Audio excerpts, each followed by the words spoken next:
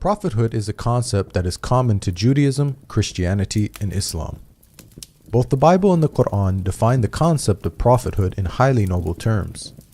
So we should expect God's prophets to embody these ideals by being the best of people, with their behavior and lives representing a practical example for mankind to follow in order to come closer to God. When we look at the stories of the prophets in the Bible and the Qur'an, what we find, however, is that only one book represents the lives of the prophets in such a way that does justice to the noble concept of prophethood. The Bible tarnishes Aaron with the involvement in the worst of sins, idolatry. The people gathered around Aaron and said, "Come, make us gods." Aaron answered them, "Take off the gold earrings and bring them to me." So all the people took off their earrings and brought them to Aaron. He took what they handed him and made it into an idol cast in the shape of a calf.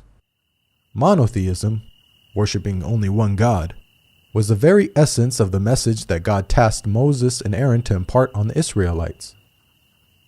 So from this point of view, a prophet of God failed in the most basic of duties. The Bible goes on to tell us that God punished the Israelites who worshipped the calf idol with a plague. And the Lord struck the people with a plague because of what they did with the calf Aaron had made. Aaron, however, was spared any such punishment, even though it is said that he was the individual that made the idol. Shouldn't prophets be more accountable than common people due to the greater knowledge that they possess and their higher positions of responsibility? By comparison, in the story that the Qur'an narrates, Aaron is free of the major sin of idolatry. It was in fact an individual called Samari who made the idol. In the Qur'an, it says that Aaron even orders the Israelites not to worship the golden calf. Aaron did say to them, "My people, this calf is a test for you. Your Lord is the Lord of mercy, so follow me and obey my orders." We can see that the Qur'anic account not only presents Aaron in a manner that is befitting of a great prophet of God, but it also does not contain any of the inconsistencies present in the biblical narrative. Prophet David and the accusation of adultery. The Bible relates a story about David in which he is accused of committing some very serious sins. From the roof he saw a woman bathing. The woman was very beautiful, and David sent someone to find out about her. She, Bathsheba, came to him, and he slept with her. Then she went back home. The woman conceived and sent word to David saying, "I am pregnant." Bathsheba was married, and so when David found out she was pregnant with his child, instead of taking responsibility and publicly confessing his sins, he instead compounds his sins by having her husband killed. Perhaps even more strangely, God allegedly struck the child that was born from the adulterous relationship with a lethal illness. But because by doing this you have shown utter contempt for the Lord, the son born to you will die. This contradicts a basic principle of justice laid out in the Bible. Parents are not to be put to death for their children, nor children put to death for their parents. Each will die for their own sin. So according to Old Testament law, it was David and Bathsheba that both deserved death for their sins, not their innocent child. Such stories don't just reflect badly on David, they also portray God as being unjust. The Qur'an relates a similar story about David. However, unlike the Bible, he does not commit the sins of adultery and murder. Rather, he makes a mistake when judging a dispute between two parties and immediately repents. Then David realized that we had been testing him, so he asked his Lord for forgiveness, fell down on his knees, and repented. We forgave him, i.e., for his misdeed. His reward will be nearness to us, a good place to return to. The Qur'an not only rejects the accusation of adultery and murder, but it also portrays David in a noble light as someone who takes responsibility and seeks God's forgiveness for the smallest of mistakes. Prophet Noah and the accusation of drunkenness. The Bible tells us that after the great flood, one of the first things Noah did was to plant a vineyard and fall into a state of naked drunkenness. Noah, a man of the soil, proceeded to plant a vineyard. When he drank some of its wine, he became drunk, and they uncovered inside his tent. It is difficult to believe that this great prophet, who had the self-discipline to build a giant ark by hand, would then lose all self-control as soon as he sets foot off the ark. The Bible goes on to tell us that Noah cursed his own grandchildren when he found out that his youngest son, Ham, had informed his siblings about Noah's sorry state. When Noah awoke from his wine and found out what his youngest son, Ham, had done, he said, "Cursed be Canaan, the lowest of slaves he will be to his brothers." One can't help questioning Noah's conduct. Even if cursing was justified, wouldn't it make more sense for Noah to curse Ham rather than Ham's son Canaan, who was an innocent party? The Qur'an paints a very different picture of Noah. After the waters subsided, Noah inquires about the well-being of his rebellious son who refused to board the ark. It sailed with them on waves like mountains, and Noah called out to his son, who stayed behind, "Come aboard with us, my son. Do not stay with the disbelievers." The waves cut them off from each other, and he was among the drowned. Noah called out to his Lord, saying, "My Lord, my son was one of my family, though your promise is true, and you are the most just of all judges." Again, notice the stark contrast with the biblical portrayal. Rather than getting into a naked, drunken state and cursing innocent family members, the Quran tells us that Noah, a great prophet and leader of men, but also a father, turned to God with sadness for his dead son. Job and his many alleged blasphemies.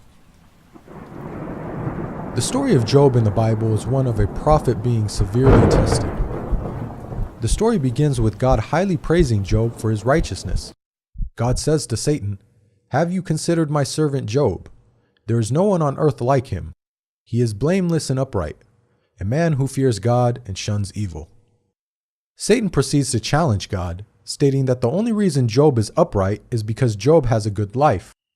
Satan predicts that if God were to test Job properly, then Job would curse God.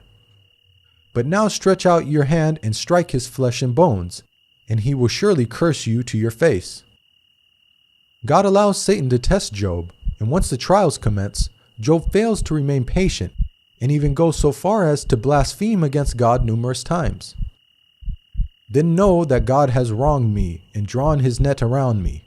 I am innocent, but God denies me justice. It profits a man nothing when he tries to please God." Now, the way the story unfolds is highly problematic. There is the issue of a prophet of God committing blasphemy, one of the worst sins imaginable. Also, the Bible is alluding to Satan knowing more than God in this instance by correctly predicting what would happen. Recall that God asserted that Job was a man who fears God and shuns evil. Satan challenged God by predicting that Job would blaspheme, and so Satan has proven God wrong. Can Satan, a limited and finite being, have more insight into Job than God, the creator and sustainer of the universe? The Quran resolves all these issues in just a few short verses. Job doesn't blaspheme against God. Rather, he blames Satan for his hardship. "Bring to mind our servant Job, who cried to his Lord, 'Satan has afflicted me with weariness and suffering.'" God compliments Job for his patience in the face of such trials. "We found him patient in adversity, an excellent servant. He too always turned to God." Job's righteous conduct in the Quran is exactly what we would expect of a prophet of God. Analysis of the stories of the prophets. Both the Bible and the Quran define the concept of prophethood in highly noble terms. After examining the stories of the prophets, we've seen that it's only the Qur'an that portrays the prophets in such a way that satisfies this ideal. By contrast, the Bible shows the prophets in an extremely negative light. It seems that no sin is too great for them to commit, yet the Bible states, "All scripture is inspired by God and is useful for teaching, rebuking, correcting, and training in righteousness." What morals can be derived from stories that are filled with prophets committing idolatry, murder, adultery, and blasphemy? Another issue with the Bible is that God states that his commandments are easy to follow. Now, what I'm commanding you today is not too difficult for you or beyond your reach.